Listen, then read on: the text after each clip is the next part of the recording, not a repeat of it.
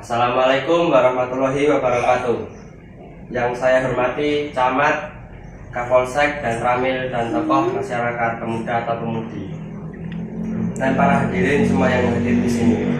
Pertama, marilah kita panjatkan puji syukur kehadirat Allah Subhanahu wa Ta'ala yang telah memberikan anugerah kenikmatan pada kita semua sehingga dapat berkumpul pada siang hari ini. Salawat serta salam semoga tercurahkan kepada Nabi Muhammad SAW yang ditunggu-tunggu syafaatnya. Para hadirin yang saya hormati, pesta demokrasi kecil kemarin yakni pemilihan kepala desa merupakan proses yang banyak menyita waktu. Semoga itu semua menjadi amal ibadah kita sekalian. Akan tetapi semua itu merupakan sebuah pendewasaan dalam menjalankan demokrasi pemilihan kepala desa. Banyak pelajaran yang bisa kita jadikan hikmah dari semua itu, hingga dijadikan ajang berpikir bagaimana memajukan desa yang kita cintai ini. Para hadirin dan undangan yang dimuliakan Allah Subhanahu wa Ta'ala. Para hadirin dan undangan yang dimuliakan Allah Subhanahu wa Ta'ala, di kesempatan ini saya ingin mengutarakan pandangan-pandangan saya atas apa yang sudah menjadi program visi misi saya. Visi misi saya ketika mencalonkan diri dan sekarang tinggal direalisasikan. Namun yang lebih penting adalah bagaimana tetap menjaga kerukunan warga yang kemarin kita saling beda pilihan, sedikit ada gesekan, semua itu wajar dan proses demokrasi yang lazim. Akan tetapi saya mohon hal itu jangan sampai berkepanjangan, mengingat banyak hal yang sangat lebih utama yang mesti kita bangun bersama-sama demi desa kita yang tercinta ini.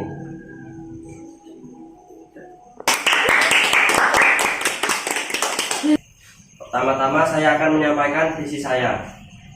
Visi adalah suatu gambaran cita-cita atau impian yang dicapai dalam jangka waktu 6 tahun. Dari tahun 2021 sampai dengan tahun 2027. Dengan mempertimbangkan kekuatan dan potensi yang ada. Visi yang pertama, terwujudnya tata kelola pemerintahan yang bersih, jujur, inovatif, transparan, dan akuntabel. Demi terciptanya desa yang maju, sejahtera, dan berbudaya. Selanjutnya saya akan menyampaikan misi saya. Yang pertama, memberikan pelayanan yang baik dan informasi yang seluas-luasnya kepada masyarakat secara efektif dan efisien. Yang kedua, meningkatkan pembangunan jalan desa dan gapura batas desa, jalan pertanian, dan jalan lingkungan permukiman. Yang ketiga, rehabilitas dan optimalisasi fungsi balai desa. Kamu kan tim sukses dari paslonku, jadi kita nggak mungkin tinggal diam aja. Iya bos, aku punya ide. Bagaimana kalau kita pakai ini? Setuju nggak bos? Setuju. Ini. Kau bagikan. Siap bos. Pak Eko menuju ke rumah Bu Nur yang menjadi penampung pertama dalam aksi suap ini. Assalamualaikum. Waalaikumsalam. Pak Eko, ada keperluan apa ya Pak datang kemari? Kedatangan saya di sini ingin mengajak Bu Nur untuk mencoblos paslon nomor 1. Maaf Pak, silahkan masuk dulu. Iya Bu. Kedatangan saya di sini ingin mengajak Bu Nur untuk mencoblos paslon nomor 1. Gimana ya Pak? Saya pikir-pikir dulu aja. Tenang saja Bu, yang penting menerima dulu, nanti kita urus masalahnya. Gimana ya Pak? Ya udah saya mau. Saya pastikan saya mencoblos nomor 1. Ini Bu. Baiklah Bu, saya ingin melanjut ke rumah selanjutnya. Terima kasih ya Bu. Iya, terima kasih kembali. Hati-hati di jalan ya Pak. Itu menuju ke rumah Bu Rita untuk mengajak memilih paslon 1. Assalamualaikum. Waalaikumsalam. Pak Eko, ada apa Pak rumah saya? Boleh kita bicara di dalam Bu? Boleh Pak, silakan masuk dulu. Jadi gini Bu, kedatangan saya di sini ingin mengajak Bu Rita untuk memilih paslon nomor 1 di pemilihan kepala desa. Gimana ya Pak? Saya pikir-pikir dulu ya. Bukannya itu perilaku yang curang ya Pak. Mohon maaf, sebesar apapun nominalnya saya tetap menolak karena merupakan pelanggaran norma pada pemilihan. Oh ya sudah Bu, kalau gitu saya minta maaf atas kejadiannya. Saya pamit dulu ya Bu. Oh ya Pak, silakan ya, saya mohon maaf Pak.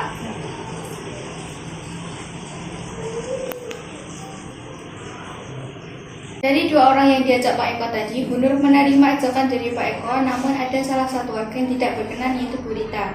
Pak Eko yang tidak paham akan karakteristik Bu Rita yang bijaksana dan adil, Bu Rita melakukan tindakan atas kasus ini dengan melaporkan kepada pihak yang sanggup menangani kasus ini. Kebetulan Bu Rita punya teman yang mengurusi kasus ini, yaitu Bu Dewi. Setelah penuh dengan berbagai pertimbangan, Bu Rita menghubungi temannya tersebut dan menjelaskan apa yang telah terjadi. Bu Rita menelpon Bu Dewi.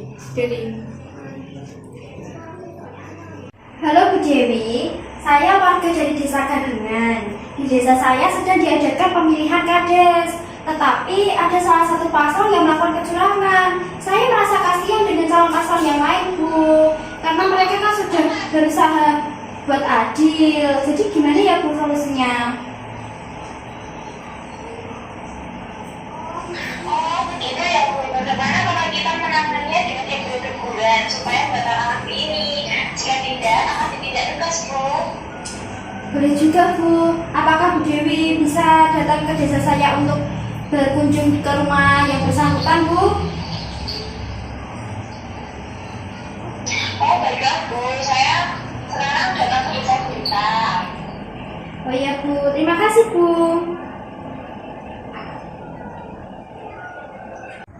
Bu Dewi datang ke rumah Bu Rita. Setelah sampai Bu Rita dan Bu Dewi datang ke rumah Bu Rita sebagai orang yang melakukan aksi ini sekaligus ke rumah Pak Adi yang menjadi jalan utama.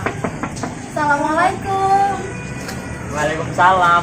Ada perlu apa Berita datang ke sini? Jadi gini Pak, kedatangan saya ke sini untuk menindaklanjuti aksi kecurangan yang Pak Eko lakukan tadi. Jangan disebarluaskan berita yang hilang. Yang saja Pak, kalau boleh tahu, Pak Eko tadi sudah berapa rumah ya untuk melakukan aksi ini? Baru 2 rumah Bu, Berita sama Bu Nur. Habis itu pulang. Kalau begitu, bolehkah kita ke rumah Bu Nur sekarang? Boleh. Bu Rita, Bu Dewi, dan Pak Eko menuju ke rumah Bu Nur. Lalu sampailah mereka di rumah Bu Nur. Assalamualaikum, Bu Nur. Waalaikumsalam. Pak Eko ada keperluan apa ya kok rame-rame? Ikut kami ke rumah Pak Adi yuk. Baik Pak. Mereka menuju ke rumah Pak Adi sebagai kades paslon 1. Setelah itu mereka sampai dan turun ke rumah Pak Adi. Assalamualaikum. Waalaikumsalam. Kenapa rame-rame ke sini? Mohon maaf Pak, sebelumnya boleh kami masuk dulu karena ada yang ingin dibahas. Oh iya, mari silahkan. Semuanya masuk ke rumah Pak Edi. Jadi begini Pak, saya mendapat laporan dari salah satu warga desa Gadungan bahwa Bapak memberikan suap terhadap masyarakat dengan perantara Pak Eko. Apakah benar Pak Adi? Maksudnya bukan begitu. Mohon untuk dijawab dengan jujur ya Pak Adi.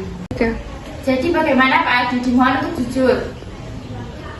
Baiklah, saya akan jujur. Saya sebenarnya menyuruh Pak Eko untuk membagikan uang ke rakyat. Jadi begitu. Sebelumnya terima kasih Pak sudah mau jujur. Tapi Bapak tahu kan, kalau hal itu sudah melanggar aturan dalam pemilu ini. Apakah Bapak tidak kasihan dengan pencalon paslon yang lain yang jujur dan tak bijak pada pemilihan kades kali ini? Walaupun hal ini tidak dapat dipidanakan sesuai Undang-Undang Nomor 7 2017. Namun hal ini bertentangan dengan hukum Islam yang menolak keras hal ini dilakukan karena termasuk pelanggaran norma dan agama. Saya tegaskan sekali lagi untuk Pak Adi dan Pak Eko untuk membatalkan aksi ini jika tidak akan diberi sanksi yang lebih berat. Baiklah, Dewi. Dan untuk Bu Nur yang merupakan salah satu warga yang menerima suap dari Pak Eko, lain kali untuk lebih memikirkan hal apa yang telah dilakukan karena itu dapat merugikan diri sendiri juga orang lain. Makanya antum itu jadi orang jangan polos-polos. Baik Pak Bu, tolong disadari hal ini itu tidak baik, apalagi kalian nantinya akan menjadi calon pemimpin masyarakat. Hal seperti ini merupakan hal yang tidak boleh diterapkan. Baik Bu, terima kasih atas perhatiannya. Tidak masalah Pak, itu sudah menjadi tugas saya untuk menjadikan lebih baik masyarakat ke depannya. Baik Bu. Ya sudah Pak, mungkin itu saja teguran sekaligus penyampaian pesan. Saya dan rekan saya izin pamit dulu. Baik Bu. Sekali lagi kami izin pamit ya Pak. Iya Bu. Silakan. Permisi Pak. Ya. Jadi, dapat disebutkan bahwa drama yang kita sampaikan mengandung pesan bahwa sesuatu rahasia yang dirahasiakan akan terbongkar sendirinya. Seperti pemilihan kades yang curang dalam suap kepada masyarakat agar memilih kades tersebut. Walaupun ditutupi, maka hal ini akan terbongkar juga. Dengan adanya kesadaran masyarakat akan pentingnya demokrasi dan berjudi.